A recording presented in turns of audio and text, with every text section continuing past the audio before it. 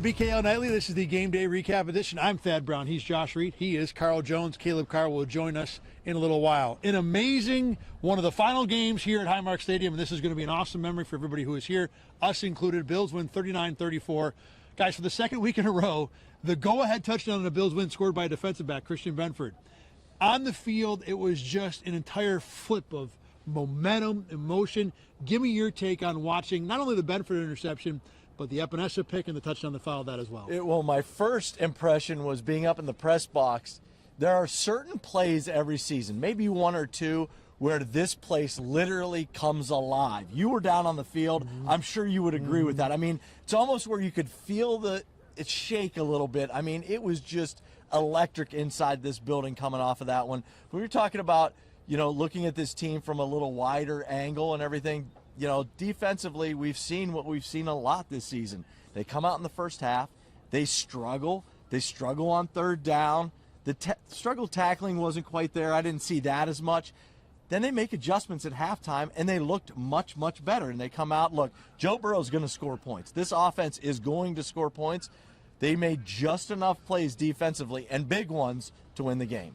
I just want to say, it was just cool to be here. I know that sounds like all sentimental or whatever, but, the opportunity to another game, Josh Allen, Joe Burrow, in a game that's wintry mix. I know I always talk about how I don't like the snow, but it is cool to add the atmosphere element of that. Just super dope, and the players at the peak of their powers, because that's what makes this game so dope, is when you have an all-pro on one side, another great player on the other side, and they're going haymaker, blow for blow. I mean, that was just so dope to see. Yeah, 8 total touchdowns, right? I mean, that's exactly – but by the way, you want to go 8 total touchdowns. Wow. Not really. I mean, it's Josh Allen and Joe Burrow. That's kind of like, well, that sounds right. I was standing there in the fourth quarter before all the craziness happened thinking it's 21-18. I've got Josh Allen on this sideline, Joe Burrow over there. This is going to be awesome. Just enjoy it. And it turned out better than that. You talk about how mad it was on the field. It was louder for both the Benford interception and the Epinesa interception than it was for the Matt Prater go-ahead kick in the Baltimore game week 1. The noise level that it reached for both those plays was pinned. It was 11 out of 10, and it was an incredible atmosphere for sure. And to see this game that really the Bengals had mostly, if not total control of, to just turn around on one play. Guys talked about how we never give up. We hear that all the time. Seeing it kind of happen in person, to me, was the most impressive part of this, that this game was probably the Bengals to lose, and the Bills took it. The Bills went out and took it, and it wasn't Josh Allen played a big part, but it was other guys, Christian Benford in particular, who made the big plays. Speaking of Josh Allen, 4 total touchdowns, 330 yards, game decided. Exactly. and if you guys want to talk about him after I ask this, that's fine. The thing that stood out to me was how the Bills took a weakness on the Bengals sideline on their defense at tight end and just eviscerated it. All 3 guys involved, 140 total yards, 2 touchdowns. Sometimes you don't have to be the smartest guy in the room to succeed. This was a good example of that. Speaking of not trying to be the smartest guy in the room, how about this? The first half, Dalton Kincaid had 0 targets. Carl and I are sitting there, and I go, why would you have this guy active if you're not going to involve him? Involve him. Second half, they come out. They get him involved. He makes some big catches. One of them down this sideline was a big play.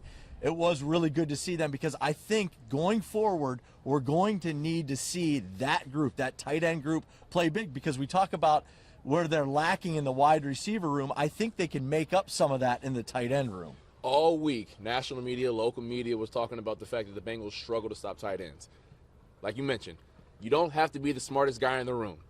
They're not good at it. Hammer it, pepper it until they stop it. There were times where I swear the Bengals didn't think that there was a tight end on the field. That's how wide open Dawson Knox and Dalton Kincaid were. But you know what? That is not your fault as Joe Brady. You pepper it until they stop it, and they never did. So huge kudos to Dawson Knox. Even Jackson Hawes uncovering himself in the end zone for that touchdown at the end of the game to seal everything.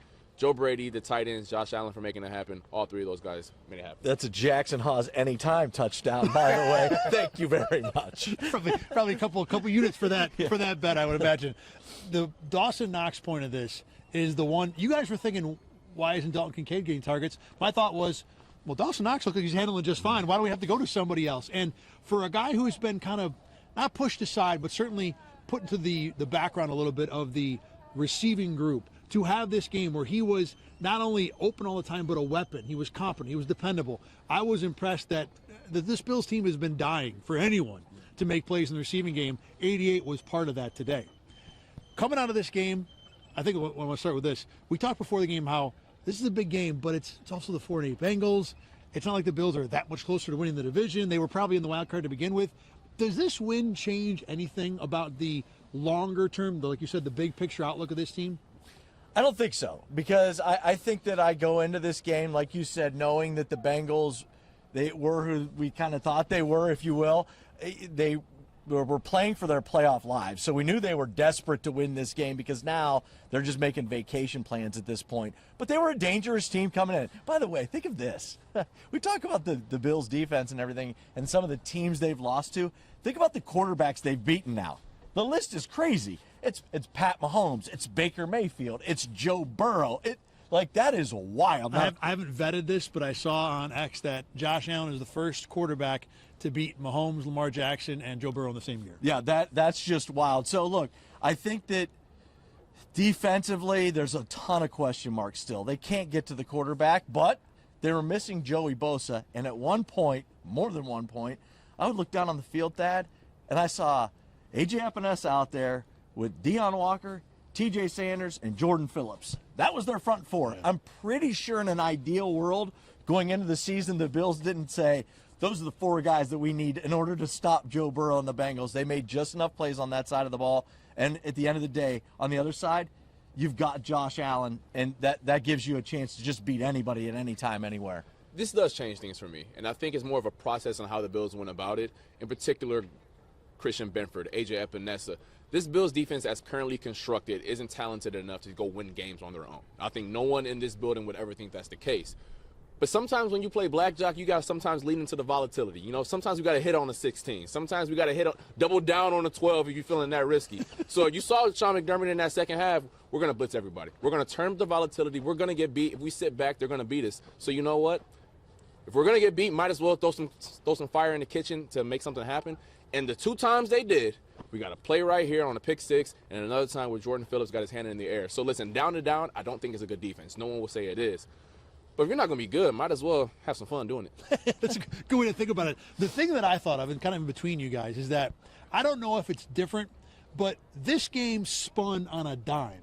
And I think it is a microcosm for a season can also spin on a dime. That things can change just that fast, even in the middle of December, because this Bills season, I think we all would agree, is kind of careening towards another respectable but earlier than the fans would like exit from the postseason. This game proved to you that there are pieces on this team, whether it's Christian Benford or Josh Allen or even the tight ends, that can flip this season even if you don't expect it, even if you don't see it's coming, even if it looks like, as it looked like in this game, the Bills are going to head to a defeat. Whether it happens, I don't know, but I think the potential is absolutely there. Yeah, and you mentioned the list of guys that are game changers. Let's add James Cook to that list, too. And, I mean, look, he had a big fumble going into the end zone. You talk about a guy who was probably very relieved that the Bills pulled this one out because they end up losing this game. We're going to be talking a lot about that James Cook fumble going into the end zone. Yeah, and not a topic we should open up for this conversation. He does lead the NFL running back fumbles. That's his 5th this year. That's not good at all. Everything else, though, for the most part, was good from this. For Carl Jones and Josh Reed, I'm Thad Brown. Back to you. We'll have more on BKL Nightly after this.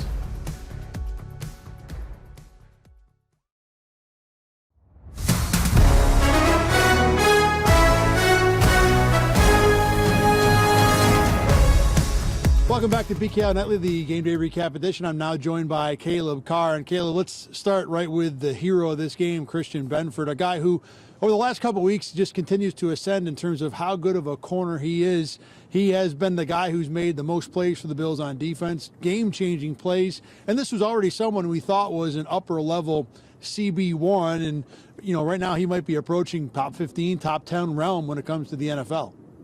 Yeah, you know, earlier in the season, we had conversations about just not seeing enough from him. And, you know, we've talked a little bit about how maybe it's because the Bills kind of do a zone-heavy type of scheme, and he doesn't have as many one-on-one opportunities. But, man, these past 2 weeks, he said, you know what, screw it. I don't care. I'm going to go out there. I'm going to make plays anyways. Obviously, last week, the fumble recovery for a touchdown, you know, we talked about how maybe he was in the right place, right time. Doesn't matter. He still did his job. Same thing with his interception last week. It was kind of an overthrow by a backup QB. Doesn't matter. We're not going to take the credit away from him. But tonight, man, that was an electric play. That was all him. There is absolutely no way that you can say right place, right time with the kind of plays that he was making tonight.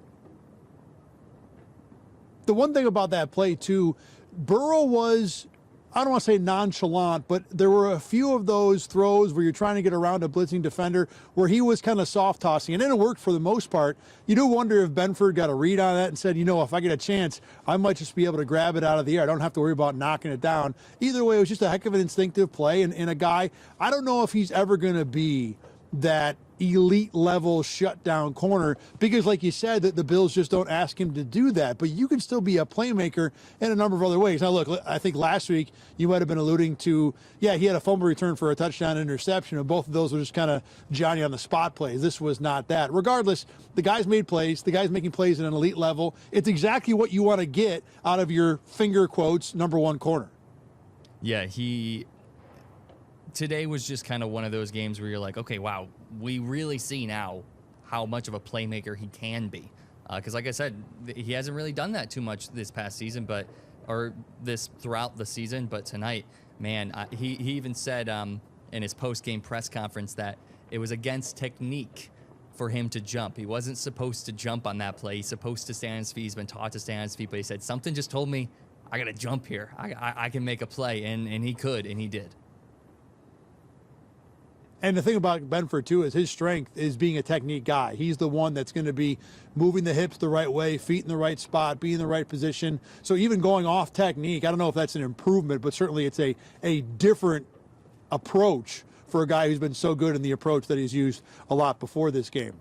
Speaking of a guy that's pretty good with his approach, Josh Allen, more of the same, and it's hard to keep talking about him. I will tell you, as someone who's in the locker room, asking questions to these players all the time, I'm a professional at this, right? I'm supposed to know what I'm doing.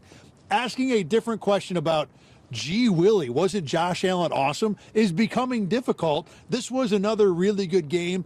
I didn't feel like he did anything that was out of the ordinary for him, but when you consider scrambling around on multiple fourth downs, finding touchdowns, converting a 3rd and 15 with your legs, yes, the defense totally opened up to make it easy for him. It still is just, I think we get to a point, maybe just us in the media, but I would imagine some Bills fans too, that what Josh Allen does all the time is almost assumed. It's a given. And when we look at this game, we rate this Josh Allen game against other Josh Allen games, not like against like what Geno Smith does, which is not anywhere close to what Allen did in this game. Yeah, to your point about, trying to ask the guys in the locker room, I'm sure they're running out of ways to say that he's good too. There's just right? It's every week. He's doing something special. He's breaking some sort of record. I think he extended his record that he currently holds right now with another game.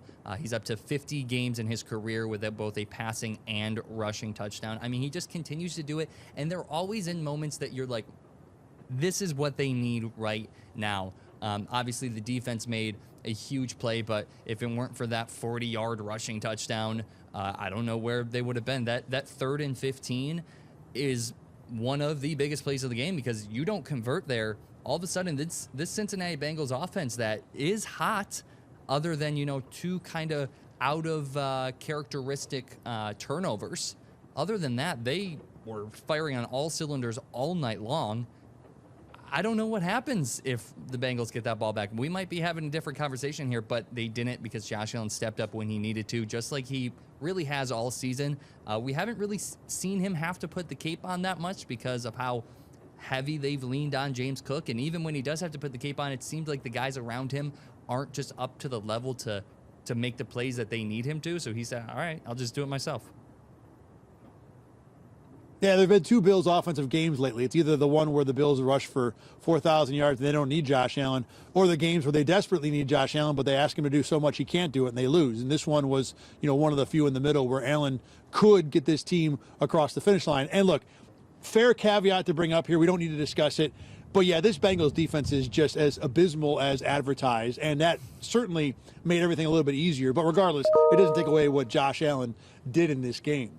Let's move a little further in the backfield here, because James Cook had another really solid game, I think 80-something yards, but he fumbled on the way to the end zone. And were it not for the Christian Benford play and the A.J. Epinesa play after that, that probably would have been the turning point of this game, because you could see it kind of going back and forth, kind of whoever had the ball last was going to win.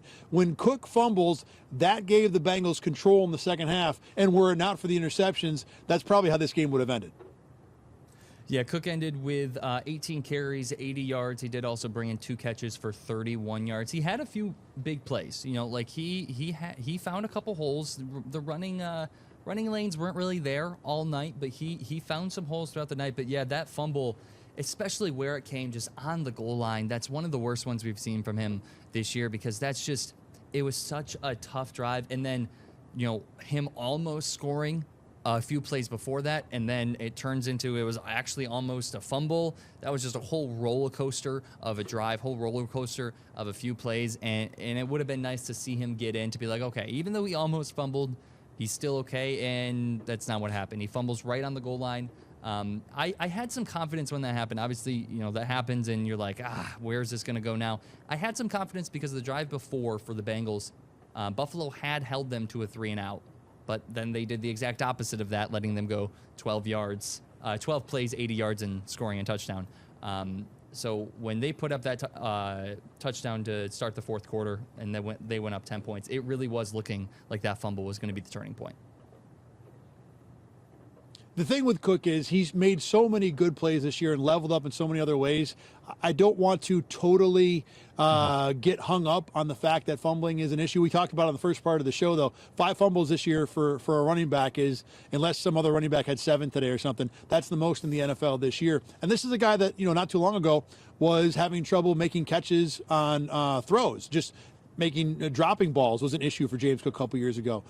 Overall, look, he's still a great back, and where he's come from in the last 2 years is incredible. But this is now, it's not only 5 fumbles this year, but I believe it's 4 fumbles in the last 6 games. This is becoming not a talking point, but certainly something to keep an eye on going forward here. Yeah, and to your point, he did have that, you know, kind of stretch where he seemed to be dropping everything that was thrown his way. And I'm not going to say he's, you know, this electric receiving back, but he's become a reliable target from out of the backfield. He has at this point. So that at least gives me some hope that, listen, he had a problem in the past. He put in the work in the offseason and he fixed it. That, hey, maybe this is just a fluke season, or maybe he's going to, you know, get back into the training room and he's going to be able to fix that this offseason. You know, I'm not, obviously right now in this current moment, it's concerning as the Bills try to make a playoff push that one of these fumbles could end up being the turning point that we thought today's was.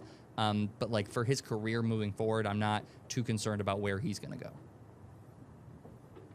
You actually just made the point. Fluke season. It happens. I think people need to understand that just because a guy reaches a certain level doesn't mean they stay there. Sean McDermott talks about all the time, usually with young players, that when you grow, you don't grow directly like this. It can go up and down. Well, that happens for established players too. Josh Allen's not having as good a year as he did last year. So I think for now, we just look at this Cook season, at least the last month or so, as it's a concern, but not anything that changes the overall opinion of the player. Let's go to the defensive side of the ball. Look, Shaq Thompson, I mean, the guy just keeps making plays. This is the 4th or 5th game I think he started this year. And with Terrell Bernard out, the defense didn't play great, but the Bengals offense is going to do that. Regardless, I did notice 45 left, right, and center, especially in the first half. Oh, yeah, that first half, I mean, just the first couple drives, it seemed like he was all over the place. He's just, I mean, I keep saying that I feel like a broken record. He's just so reliable and so consistent. You know, he had a big tackle for loss today, which was one of a big highlight play for him. He doesn't have too many of those big highlights, but he's going to consistently wrap up. He had a really nice open field tackle. He had a QB hit.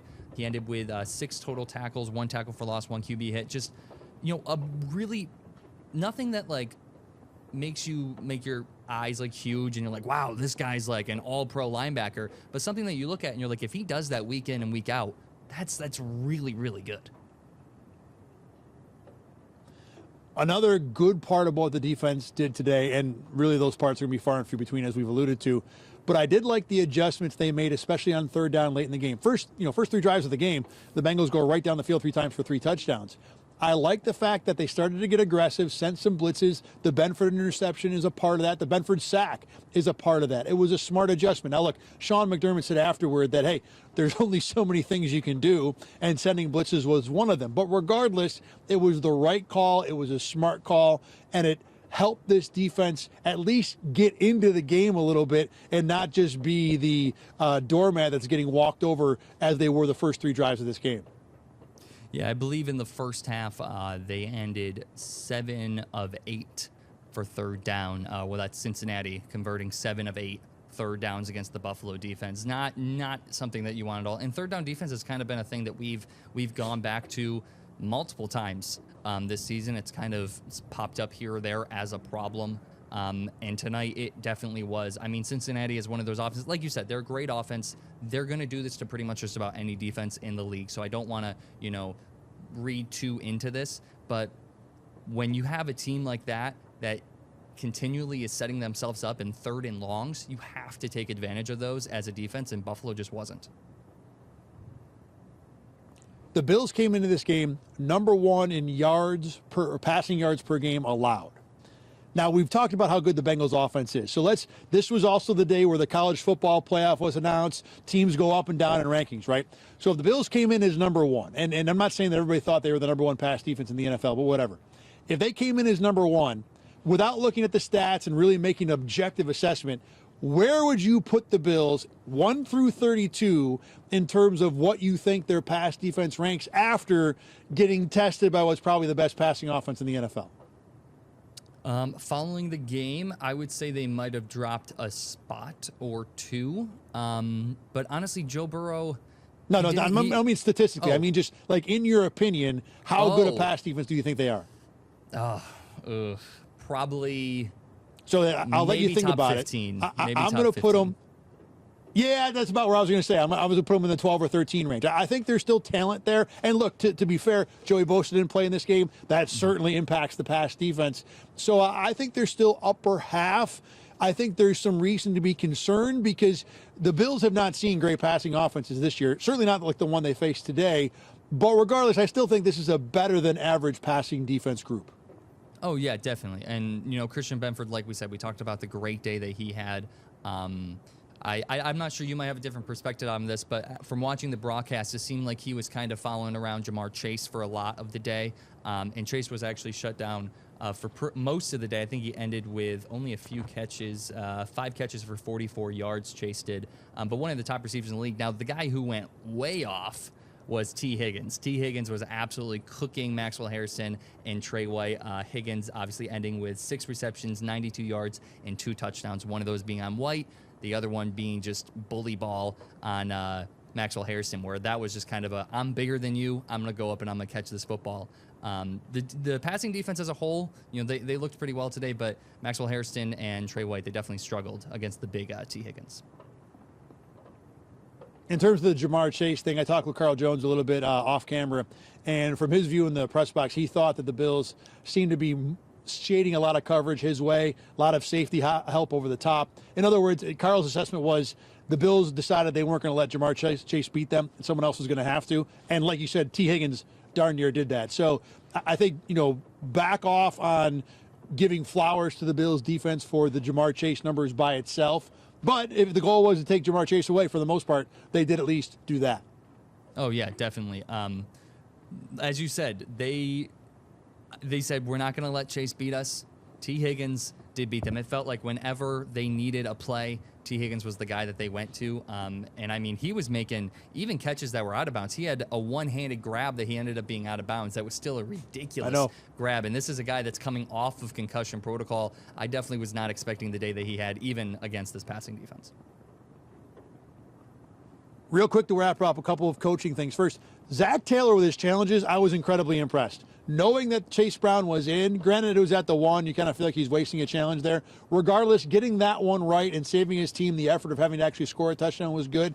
The James Cook one on the corner. You got to understand, Caleb, I'm standing right in front of James Cook as he gets knocked out of bounds. Me and the other photographers on the sideline looked at each other thinking, what could he possibly be challenging? And he darn near got that one right, too. If the ball had been a little further inbounds, that's a James Cook fumble before the James Cook fumble happened. So I want to give Zach Taylor some props for that. On the Bills side, I hated the Joe Brady fake call to Josh Allen on the first drive of the game on 3rd down that led to the field goal. You are dominating this defense early. Just run something straight at them. You don't have to get tricky. On the flip side, even though it ended in a sack, I loved the play action out of the 2-minute warning At the very end of the game, you had been killing the Bengals on that play all game long.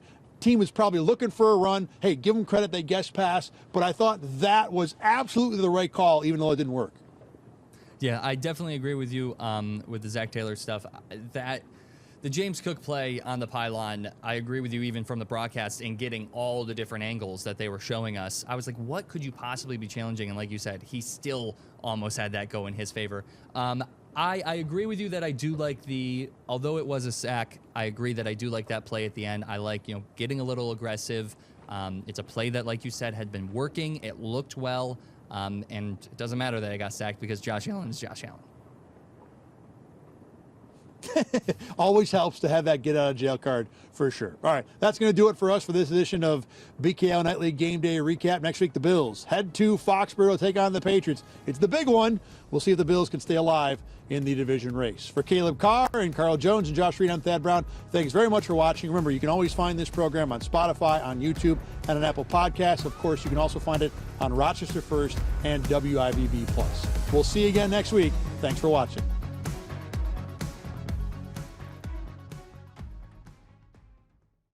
Get the Rochester First streaming app today for everything you love from News 8 On Demand, plus exclusive shows you won't see anywhere else. Search ROC and download for free on Roku, Amazon Fire, and Apple TV.